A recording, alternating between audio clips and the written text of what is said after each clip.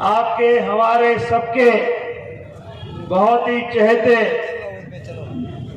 और छोटे भाई, जिनका आपका रिश्ता आज का नहीं है, पिछले 40 साल का एक पुराना रिश्ता है, जिनके स्वर्गीय पिताजी का और इस गुना लोकसभा क्षेत्र के साथियों का एक मजबूत रिश्ता है।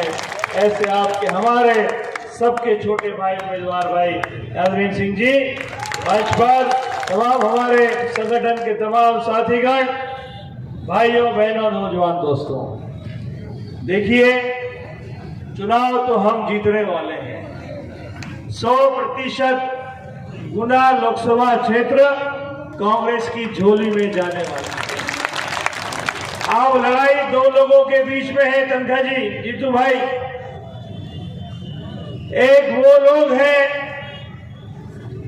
जो देश की आजादी के समय अंग्रेजों के साथ मिलकर इस देश के साथ गद्दारी करते हैं, और दूसरे वो लोग हैं जो मंच पर बैठे हैं, जो सामने बैठे हैं, जो देश की आजादी में जिनके पुरखों ने अपना बलिदान देकर इस देश को आजाद कराने के लिए काम किया, संघर्ष किया, दो लोगों के बीच में लड़ाई है। आप किसको चुनना है ये आपको तय करना है।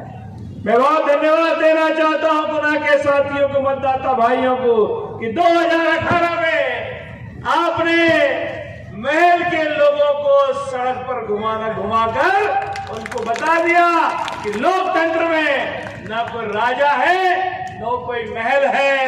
लोकतंत्र में जनता का ही भगवान है, जनता ही राजा है, जनता ही सब तय करती है। और ये 2018 में गुना के साथियों ने तय किया, और मुझे पूर्ण विश्वास है कि 2024 के लोकसभा का मतदान 7 मई को होना है, और इस लोकसभा के मतदान में पूर्ण बहुमत हमारे भाई कांग्रेस के उम्मीदवार को आप देकर एक बार फिर से दिल्ली की राजधानी में संसद में गुना का सांसद कांग्रेस पार्टी का भेजेंगे, मुझे पूर्ण विश्वास है।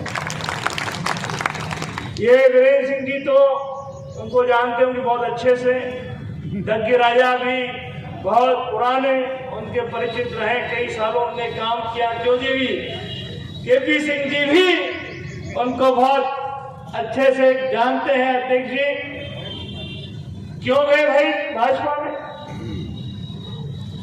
आपको पता है? भाजपा में जाने का मूल कारण विवेक तनखा जी, मुझे और जीतू भाई को पता है।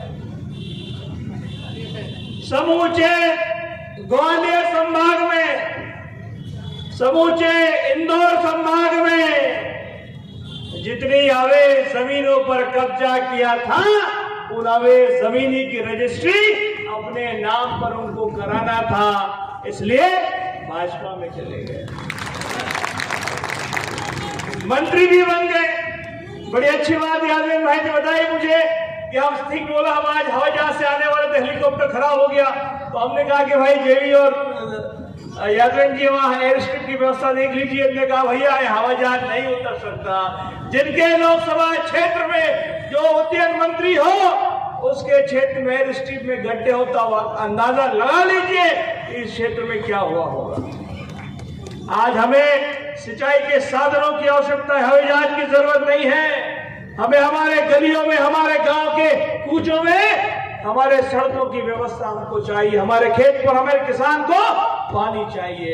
पिछले 40 सालों में आज भी गुना लोकसभा क्षेत्र पानी के लिए तरसता है।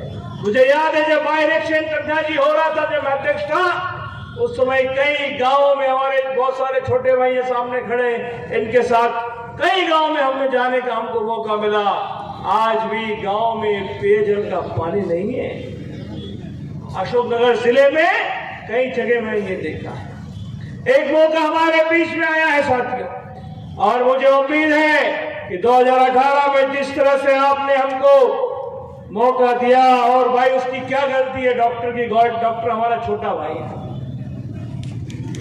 आपने उसको जिता कर भेजा, एक निर्वाचित सांसद भेजा, लेकिन उसको हटाकर राज्यसभा के मेंबर होते हुए भी अभी 3 साल बाकी है, खुद लोकसभा का चुनाव लड़ने के लिए आ गए। मैं उम्मीद करूंगा कि 7 तारीख को आपका पूर्ण बहुमत हमारे छोटे भाई जिनका आपका उनके परिवार का सबका एक बहुत निजी संबंध है, उसको आप पूर्ण करेंगे। और मैं इन्हीं शब्दों के साथ में आप सबका बहुत बहुत धन्यवाद करता हूं। सीधे अगर जीतू भाई और मेरे प्रिय कैंडिडेट की अनुमति है तो मैं खाली सम्मानीय मंच करके स्टार्ट करता हूं। सम्मानीय मंच और मेरे प्रिय भाइयों, ताकत तो आपकी है, हम तो खाली आपके सार्थक हैं। रिजल्ट तो आप ला सकते हैं, हम तो आपको खाली तैयार करने के लिए आए हैं कि एक नई रोशनी, एक नई दुनिया 4 जून के बाद इस भारतवर्ष में फिर से स्थापित होगी। जब मैं आज सुबह जबलपुर में वोट करने गया और मैं उस मशीन की तरफ देख रहा था, और ये मैंने टेलीविजन पे भी बोला, मैंने कहा देखो ये मशीन कितनी ताकतवर है। ये ताकत देश की जनता की है कि ये मशीन हर 5 साल में चाहे तो एक नई सरकार ला सकती है, और वो ताकत आपकी है। आज मैं अभिभूत हूं, जो एक नई पीढ़ी, एक पूरी नई पीढ़ी कांग्रेस की आपके सामने मौजूद है। राव साहब खुद ही या बिल्कुल युवा हैं, और हमारे प्रिय जेबी, इसको मैं क्या बोलूं, मेरे लिए तो बेटा समान ही है। और अरुण भाई, केती भाई, जीतू भाई, मनोज जी, रघुवंशी जी, सभी हमारे विधायकगण, सबको मेरा नमन, सबको सलाम। देखिए एक नया व्यवस्था आ रही है, इस नई व्यवस्था के हिस्सेदार बनिए। ये व्यवस्था प्रजातांत्रिक व्यवस्था है, क्योंकि इस प्रजातंत्र का बेहद दुरुपयोग भाजपा ने किया।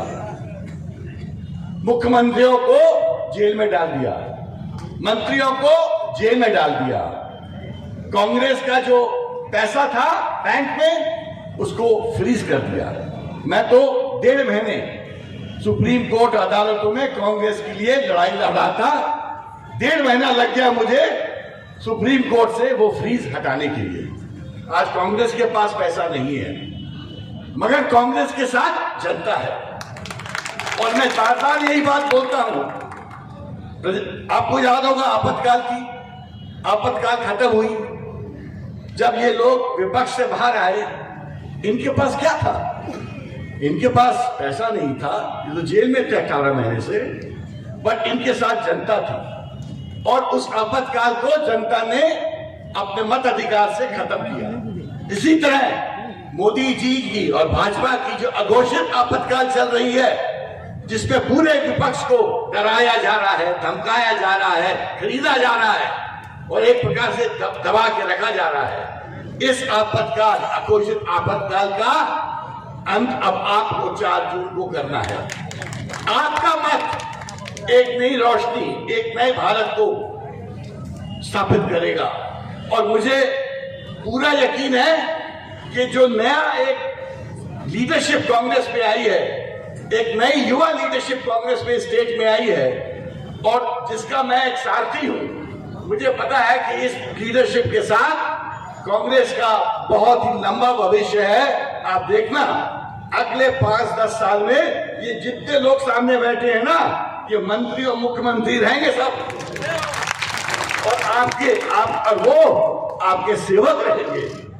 उनके पास, किसी के पास महल नहीं है, उनके पास छोटे छोटे घर हैं। इन छोटे घर वालों को अपनाइए, अपना बनाइए, अपना समझ के जिताइए, क्योंकि असली परिवार ये छोटे लोग हैं, वो बड़े लोग नहीं हैं। मैं चाहता हूं आखिरी में कि यही कह के कि समय आ गया है प्रजातंत्र को बचाइए, लोकतंत्र को बचाइए, अपने परिवार को बचाइए और छोटे लोगों के माध्यम से विपक्ष की सरकार बनाइए। धन्यवाद। जय हिंद।